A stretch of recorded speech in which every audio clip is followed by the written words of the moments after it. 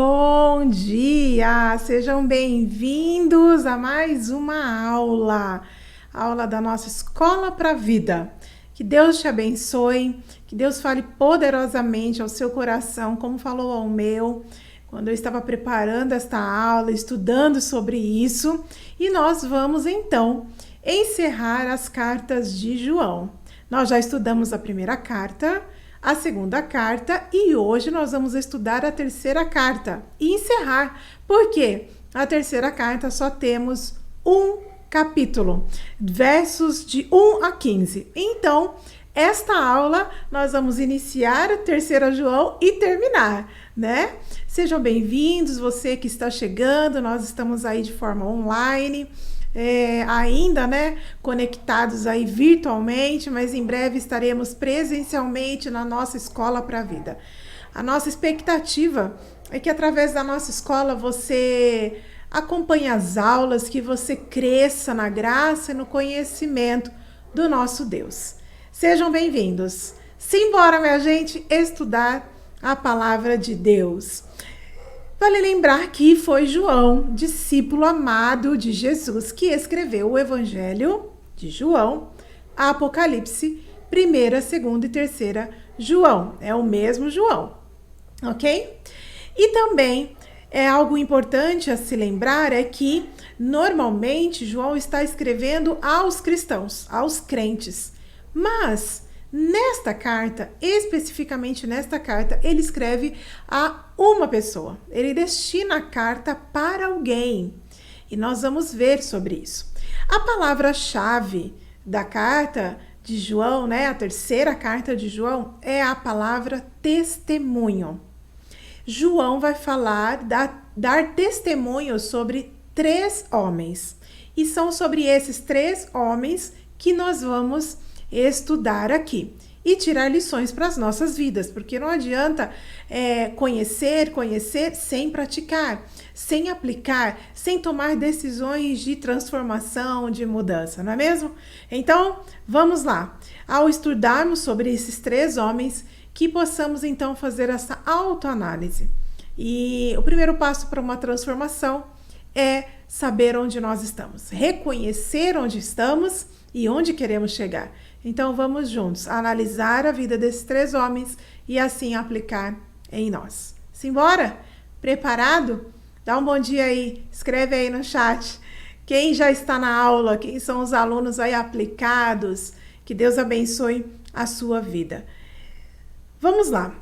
Bíblia na mão, caderno, alguma coisa para você anotar, porque tem muita coisa legal, interessante para a gente aprender. A primeira pessoa que nós vamos estudar é sobre Gaio, e é para quem João escreve. Então, abra sua Bíblia, 3ª João, o versículo 1. Ele diz assim: o presbítero ao amado Gaio. Não é Caio, não, é Gaio. A quem amo na verdade. Veja, João, ele se coloca aí como presbítero, e você, se não assistiu a aula passada que falou sobre 2 João, a professora falou o porquê dele se colocar aí como presbítero, tá bom? E ele escreve ao amado Gaio. A primeira observação é que João se dirige a Gaio como um amado. E ele vai usar mais 2 vezes esta forma: Gaio, meu amado. Aqui pode dar uma brecha para algo muito sério. Por quê? Porque é um homem dizendo a outro homem que é seu amado. Podemos abrir aqui uma brecha, uma base para prática homossexual, não é mesmo? Veja o que Augusto Nicodemos vai dizer sobre isso. O amor de Jesus por João e de João por Gaio tem sido usado pelos homossexuais para justificar o que sentem entre si. Na verdade, tal sentimento homossexual é chamado por Paulo de paixões infames. Está lá em Romanos 1:26. Porém, é bastante diferente do amor cristão entre 2 irmãos em Cristo. Sim, nós podemos amar uns aos outros. Homem, amar outro homem em Cristo. É um amor fraternal. É um amor que Jesus nos ensina a ter uns pelos outros. Então, aqui, quando João diz ao meu amado Gaio, ele não abre brecha para o homossexualismo, ok? Além de ser amado por João, né, em grande estima, Gaio tinha uma outra característica. Olha o testemunho que João dá acerca dele. Ele tinha uma espiritualidade saudável. Verso 2, acompanhe a leitura. João diz: Amado, oro para que você tenha boa saúde e tudo lhe corra bem, assim como vai bem a sua alma. Em outra versão bíblica diz assim: Amado, acima de tudo, faço votos por tua prosperidade e saúde, como é próspera a tua alma. Gaio não tinha riqueza nem saúde física, mas ele tinha uma vida espiritual saudável. É possível ser pobre e ser rico espiritualmente? Pobre financeiramente e rico espiritualmente? Sim ou não? É possível estar doente fisicamente e ter uma vida saudável espiritual? Sim ou não? Claro que sim. Claro que sim. Nós podemos ter uma vida saudável espiritualmente falando, mas não sermos ricos materialmente e também estarmos passando por problemas de saúde. Veja na pandemia, quantos irmãos em Cristo se foram, não é? Eles não eram salvos? Eles não tinham uma vida espiritual saudável? Então, a oração de João é que a prosperidade exterior de Gaio e a sua condição física fosse tão saudável quanto era a sua vida espiritual. Será que alguém pode falar isso de nós? Será que alguém pode fazer votos assim, né? Quando estivermos passando por dificuldades financeiras ou um problema de enfermidade física e alguém olhar e falar: olha, eu faço votos, Viviane, que você melhore, que você se cure, né? Você seja curada, tanto quanto a sua vida espiritual é saudável. Ah, meus queridos, isso é o mais importante. E é esse testemunho que João dá acerca de Gaio.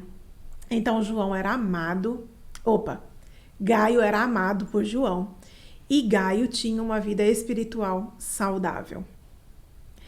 Mas tem outra característica importante também sobre Gaio. Ele era um homem que andava na verdade. Vamos ler o verso 3 e 4?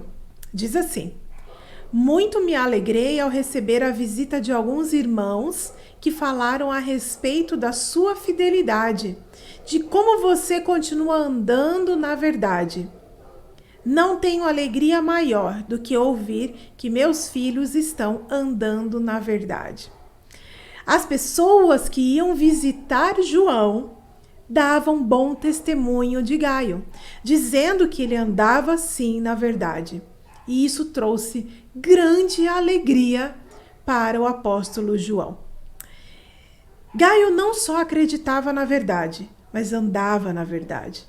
Não basta apenas dizermos que acreditamos na verdade e a verdade é Cristo, se não andarmos na verdade, se não andarmos em Cristo, em novidade de vida. Tiago vai falar, lá em capítulo 2, verso 17, que fé e obras não podem andar separadas. Doutrina, né, e ação andam juntos, coladinhos. E por que não dizer como leite com café, que está misturado e não dá mais para separar? Andar na verdade significa isso, fé e obras, doutrina e ação andando juntos. Será que alguém pode dizer isso de nós? Eis aqui alguém que tem fé, mas que também anda de acordo com essa fé? Está alguém aqui que acredita numa verdade e ele vive por causa desta verdade e nesta verdade? Essa é a maior alegria de João. Não era ver os seus filhos na fé sendo ricos ou tendo até, claro, entenda bem a colocação, não que ele queria que os seus filhos espirituais fossem enfermos fisicamente. Não, não é isso que eu quero dizer. Mas a saúde espiritual e o fato de Gaio andar na verdade trazia muito mais alegria ao coração de João, ok? Bom, tem outra característica sobre Gaio. Ele era um homem abençoador. Ele era um homem abençoador. Vamos ver versos 5, 6, 7 e 8. Versos que vão dizer sobre isto, essa verdade sobre Gaio. Acompanhe a leitura aí. Amado, você é fiel no que está fazendo pelos irmãos, apesar de lhes serem desconhecidos. Eles falaram à igreja a respeito deste amor. Você fará bem se os encaminhar em sua viagem de modo agradável a Deus, pois foi por causa do nome que eles saíram, sem receber ajuda alguma dos gentios. É, pois, nosso dever receber com hospitalidade a irmãos como esses, para que nos tornemos cooperadores em favor da verdade. Veja, Gaio abria sua casa para hospedar os pregadores, viajantes, pregadores itinerantes que saíam em nome de Cristo. Porque estes não tinham dinheiro e, como nós vimos na semana passada, na aula passada, esses pregadores não gostavam de ficar em pensões, em hotéis, hospedarias daquela época porque tinham uma má reputação. Não eram como hoje. Então, eles precisavam da hospitalidade dos irmãos em Cristo. Eles precisavam que os irmãos que ali os recebessem, abrissem também as suas casas. E aí, conforme comentários bíblicos, Gaio, ele talvez não fosse um pregador, talvez ele não fosse um mestre, mas ele tinha algo que ele fazia. Ele abria a sua casa e o seu coração para aqueles que pregavam. E aqui eu quero abrir um parênteses. Às vezes nós achamos que as pessoas que pregam, que dão aula, que cantam, que tocam, são as que estão servindo a Deus. Muito pelo contrário. Há muita coisa feita pelos bastidores, que estão sendo realizada por irmãos que não aparecem na frente das câmeras e que estão servindo ao Senhor, que estão abrindo a sua casa, o seu coração, que estão dedicando aquilo que conhecem para o Senhor, abençoando vidas. Então, Gaio, talvez ele não fosse um pregador, mas ele era um homem abençoador, porque ele abria a sua casa. E eu achei muito interessante, eu quero ler na íntegra aqui para você, algo que o pastor Hernandes Dias Lopes disse sobre Gaio. Veja só, ele era um homem comprometido com a obra de Deus. Sua casa estava a serviço do reino de Deus. Seu coração estava aberto para receber as pessoas que vinham em nome de Deus. Seu bolso estava aberto para ajudar as pessoas a fazerem a obra de Deus. Você faz a obra de Deus com os pés, indo, com as mãos, contribuindo, com os lábios, falando e orando. Gaio abriu seu coração, seu lar, seu bolso, para ajudar os pregadores da palavra de Deus. Perceba que homem abençoador. Que homem rico em abençoar. Ele não só abria sua casa, mas ele consagrava o seu bolso a Deus. Ele ajudava os pregadores. Ele patrocinava a obra de Deus. Gaio não apenas hospedava, mas ele dava suporte financeiro para os pregadores, para aqueles que saíam numa jornada missionária. Ele não era apenas um homem hospitaleiro que dizia, dorme aí, mas ele sustentava. Ele era um sustentador da obra missionária. Então, nós temos sido um sustentador da obra missionária? Todos os cristãos devem estar envolvidos na obra missionária. É claro que nem todos podem ir, mas todos podem patrocinar, podem contribuir com aqueles que foram.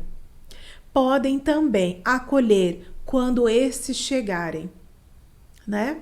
Quando nós recebemos pessoas que estavam no campo, podemos também abrir a nossa casa para recebê-los com cuidado, com amor, com carinho, não é verdade?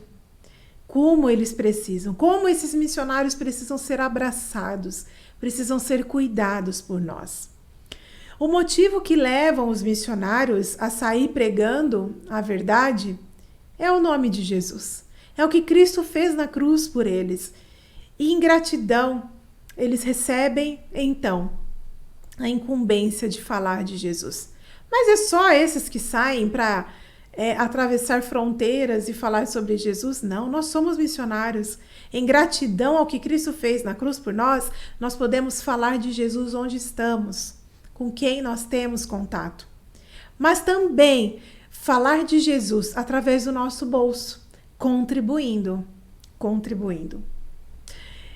Jesus ensinou os servos de Deus lá em Lucas 10 que quem faz a obra deve ser sustentado pelos irmãos em Cristo. Devem ser e merecem ter o suporte financeiro. Ah, meus queridos, quantas pessoas imaginam assim? Eu não tenho que contribuir porque eles... eu não preciso dar esse suporte financeiro, né? Se eles decidiram ir, eles que se virem. Não, não é assim. João nos diz isso aqui nesta carta e Jesus, lá em Lucas, vai dizer também que eles merecem esse suporte financeiro. Bem, John Stott menciona 3 motivações para que eu e você e todos os cristãos possam contribuir com a obra missionária. Se não temos motivação, John Stott está apresentando 3 motivações para mim e para você. Primeiro, devemos apoiar os missionários porque eles são nossos irmãos em Cristo. São irmãos. Talvez você não conheça todos os missionários e até missionários que talvez um dia você sustentou ou sustenta, você não o conheça pessoalmente. Porém, eles são irmãos em Cristo, estarão conosco na eternidade. Foram lavados pelo sangue de Jesus e comprados com o mesmo sangue que nos comprou. Não é? Isso já basta. Mas tem mais motivações, mais 2. Esses irmãos não têm outra fonte de sustento. Então, nós temos o dever de sustentar a causa missionária. É um chamado e é uma obrigação sustentar a obra missionária. E a terceira motivação é, quando apoiamos os pregadores da palavra de Deus, estamos nos tornando cooperadores da verdade. Porque os missionários estão falando da verdade que liberta, Cristo. Então, quando eu contribuo, quando o meu bolso é consagrado para a obra missionária, consagrado a Deus, então eu me torno colaborador, cooperador da verdade. Beleza, gente? Estão me acompanhando até aqui? Nós vimos então testemunhos sobre este homem, Gaio. Vamos relembrar? Gaio era um homem amado por João. Gaio tinha uma espiritualidade saudável. Gaio era um homem que andava na verdade, não só falava. E Gaio era um homem abençoador. Ele era alguém que dava, sem merecer, sem esperar nada em troca. E um resumo que o pastor Hernandes Dias Lopes diz para nós, ele fala o seguinte: Gaio tinha coração e bolso convertido. Sua vida, seu lar, seu dinheiro estavam a serviço do reino de Deus. Eita! Será que alguém pode testemunhar isso de nós? Viviane tinha o coração e o bolso convertido. Sua vida, seu lar e seu dinheiro estavam a serviço do reino de Deus? Coloque o seu nome aí. Será que as pessoas podem dar este testemunho sobre nós? Pastor Hernandes continua dizendo: nós precisamos de crentes como Gaio na igreja. gente que apresenta uma vida espiritual saudável, gente obediente à palavra e que compartilha o que tem para que a palavra seja proclamada. Então, que tenhamos mais Gaios neste tempo, nessa geração. Que eu e você possamos nos tornar Gaio em nossa geração. Amém? Posso ver, ouvir ou ler um amém aí? Você que está acompanhando a nossa aula? Nós temos a certeza que Deus tem levantado Gaios, e que possamos então responder sim ao chamado de Deus para a obra missionária, ou indo ou contribuindo, andarmos na verdade como Gaio, e que as pessoas possam dar esse testemunho. Amém, gente. A aula não terminou, calma! Temos mais 2 homens. O próximo homem que nós vamos ver aí na terceira carta de João é Diótrefes. Um belo nome para você colocar no seu filho, não é mesmo? Diótrefes. Só que este homem era um homem arrogante. Ele, o testemunho sobre ele é um testemunho negativo. Vamos ver então dos versos 9 a 11. Acompanhe a leitura. Escrevi à igreja, mas Diótrefes, que gosta muito de ser o mais importante entre eles, não nos recebe. Portanto, se eu for, chamarei a atenção dele para o que está fazendo com suas palavras maldosas contra nós. Não satisfeito com isso, ele se recusa a receber os irmãos, impede os que desejam recebê-los e os expulsa da igreja. Amado, não imite o que é mal, mas sim o que é bom. Aquele que faz o bem é de Deus. Aquele que faz o mal não viu a Deus. Ai, que homem mais difícil, não é mesmo? Arrogante. Veja o que o pastor Hernandes diz. João, então, faz uma transição de um líder acolhedor, que era Gaio, para um líder ditador. Ele faz uma transição de um homem que abria sua casa e o seu bolso para abençoar os que chegavam à igreja, que era Gaio. E agora ele fala de um homem que expulsava as pessoas que chegavam à igreja. Diótrefes era um líder soberbo, em vez de ser um líder servo. Ele queria ser o maior, em vez de ser o servo de todos. Ele buscava a honra do seu próprio nome, ao invés de buscar glorificar o nome de Cristo. Que transição, não é mesmo? No mesmo capítulo, um testemunho maravilhoso sobre um homem excelente, Gaio, e então vem Diótrefes, a começar do seu nome, gente. Veja, ele era um homem que gostava dos holofotes, que gostava do primeiro lugar, que gostava de si mesmo, amava a si mesmo, ele era narcisista, ele se amava mais do que os outros. E ele buscava sempre os seus interesses e não os interesses do reino, não os interesses de Cristo. Ele buscava o seu próprio interesse e não os interesses dos seus irmãos. Este homem, Diótrefes, difícil falar esse nome, queria ser o centro das atenções e olhava para João como um rival. Os pecados aqui listados, por João, de Diótrefes, eram o orgulho e a soberba. E esses pecados são intoleráveis aos olhos de Deus. Deus resiste ao soberbo, Deus resiste ao orgulhoso, ao arrogante, e dá graça ao humilde. Na Igreja de Cristo, todos nós estamos nivelados no mesmo patamar. Somos todos servos. E este irmãozinho aqui não enxergava desta forma. Ele não se via desta forma, no mesmo patamar. Um outro problema também e pecado de Diótrefes, além do orgulho e da soberba, era a maledicência. Um pecado, um problema do seu caráter. Ele gostava de se projetar falando mal dos outros.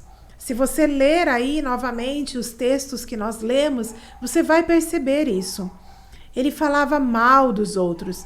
Ele construía a sua imagem desconstruindo a imagem de João e dos outros irmãos em Cristo. Ele erguia monumentos para si, atacando a imagem dos outros. Infelizmente, no nosso tempo, nós temos muitas pessoas dessa forma. Ainda mais com as redes sociais, não é mesmo? Que, para se autopromoverem, querem destruir, denegrir, atacar o outro. Infelizmente, isso está muito mais evidente agora com as redes sociais. Diótrefes cometeu o pecado mais abominável aos olhos de Deus, espalhar intriga entre os irmãos. Lá em Provérbios 6, lista os pecados ali do verso 16 a 19. Um que é abominável aos olhos de Deus é a intriga. E eu quero ler. Eu vou abrir aqui esse texto para a gente pensar aí um pouquinho, rapidamente. Mas veja como isso é sério e como nós temos que lutar contra isso. Provérbios 6, 16 a 19. Veja o seguinte. Há 6 coisas que o Senhor odeia. Ou melhor, 7 coisas que ele considera detestáveis: olhos arrogantes, língua mentirosa, mãos que matam o inocente, coração que trama a maldade, pés que se apressam em fazer o mal, testemunha falsa que diz mentiras e aquele que semeia desentendimento entre irmãos. Aquele que semeia desentendimento entre irmãos. Esses pecados são abomináveis para Deus. Deus detesta. Em grau Master Blaster, ele detesta. Então, nós observamos isso na vida deste homem, porque ele lançava acusações maldosas, sem base, contra João, contra os crentes. Ele era um especialista em rotular outros cristãos, né? E além do orgulho, da soberba, maledicência, olha só, orgulho, soberba, maledicência, ele ainda era rebelde. Sim, ele era rebelde.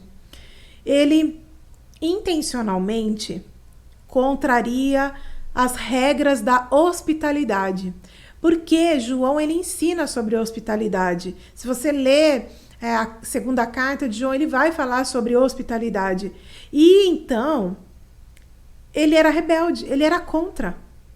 Ele se recusava a receber os missionários, os pastores itinerantes, e mais, impedia outros cristãos da igreja a praticarem a hospitalidade.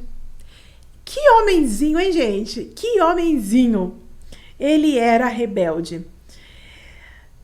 John Stott, ele vai dizer que o egoísmo, ele vicia as pessoas. Porque ele fez com que Diótrefes, ele era um homem egoísta. Ele difamasse João, ele tratasse com pouco caso os missionários e ele disciplinava com autoritarismo os crentes que eram leais ao amor de Cristo, né? Porque ele queria ser o primeiro, então ele dizia o que fazer, o que não fazer, e tinha que ser da maneira dele. Que triste, que testemunho triste. E eu fico pensando sobre nós, né? Eu fico pensando sobre mim. Nós precisamos destruir o egoísmo, a soberba, a arrogância, a maledicência. E não adianta a gente dizer que a gente não tem esses pecados. Meus queridos, quando o pecado entrou na humanidade, ele entrou por completo em nossas vidas. Se nós lermos as obras da carne e avaliarmos ponto a ponto como nós temos o pecado ainda enraizado em nós, mas que a gente possa lutar todos os dias, permitindo que o Espírito Santo possa gerar em nós fruto do Espírito para combater este vírus do mal que é o pecado. Bom, Vimos Gaio, vimos Diótrefes. Guarde esse nome que é excelente para o seu filho, hein? Agora nós vamos ver um outro homem, Demétrio. Um homem exemplar. Ufa! De 3, só um testemunho 0. 2 testemunho muito bom. Olha o verso 12. Quanto a Demétrio, todos dão bom testemunho dele, inclusive a própria verdade. Nós também damos, e você sabe que o nosso testemunho é verdadeiro. Demétrio era um homem exemplar. Segundo os comentaristas, ele andou na verdade, obedeceu à verdade, sua vida cristã era genuína e ele não precisava provar isso para os homens, porque ele, com as suas atitudes, já demonstrava que vivia na verdade. Prova tal que ele não se acovardou diante das coisas ruins e ordens de Diótrefes. Não, ele não se acovardou. Ele se posicionou e ele defendeu aquilo que era a verdade. Ele defendeu. Ele não estava preocupado com as ameaças de Diótrefes, de jeito nenhum.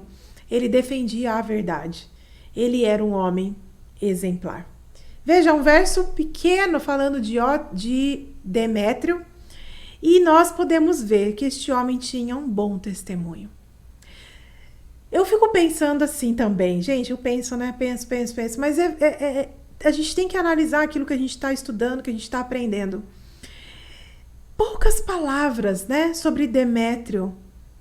E um testemunho tão maravilhoso, dizer que ele andava na verdade.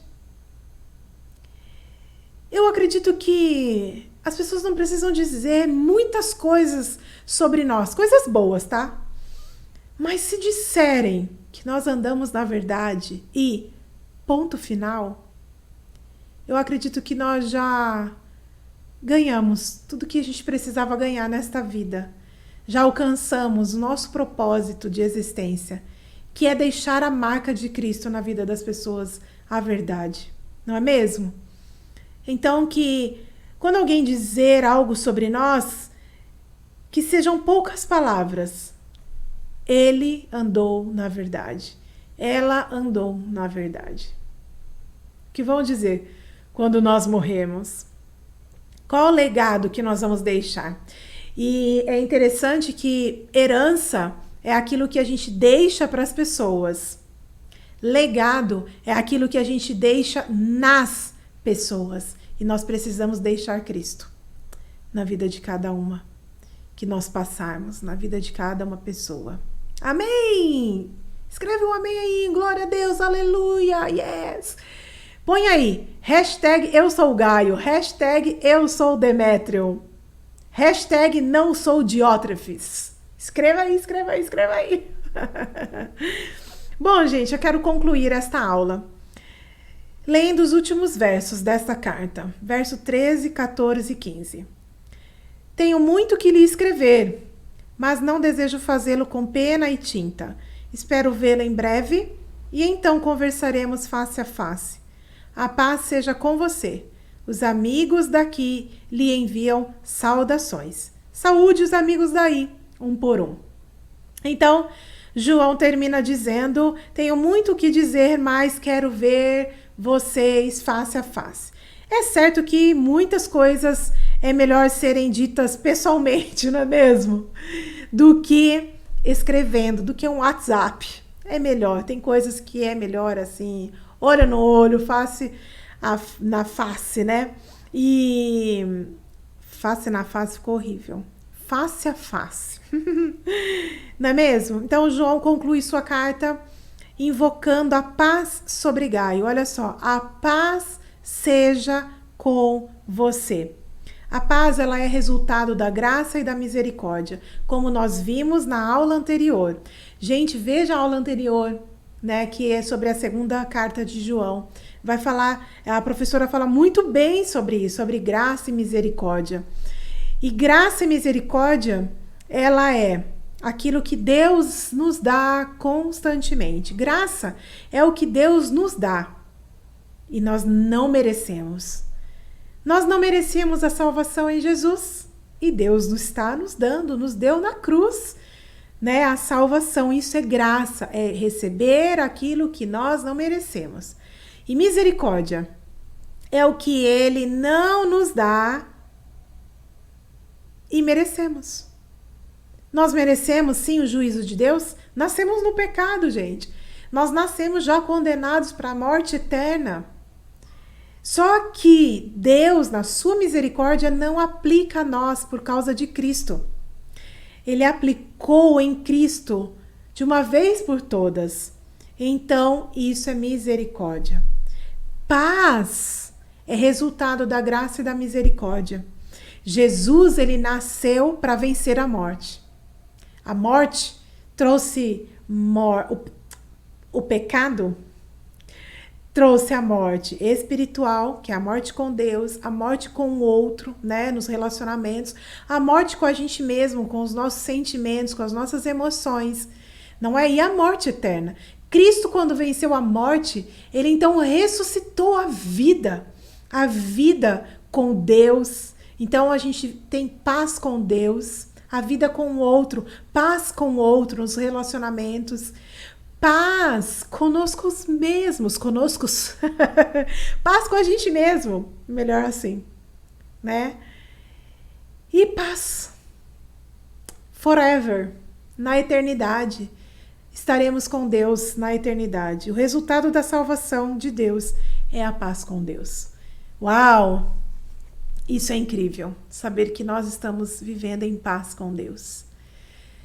Hoje eu até escrevi um texto sobre isso, paz e prosperidade, né? Quem não quer paz e prosperidade? Se existem sonhos... qual é o seu sonho de consumação, é isso? Eu esqueci a palavra.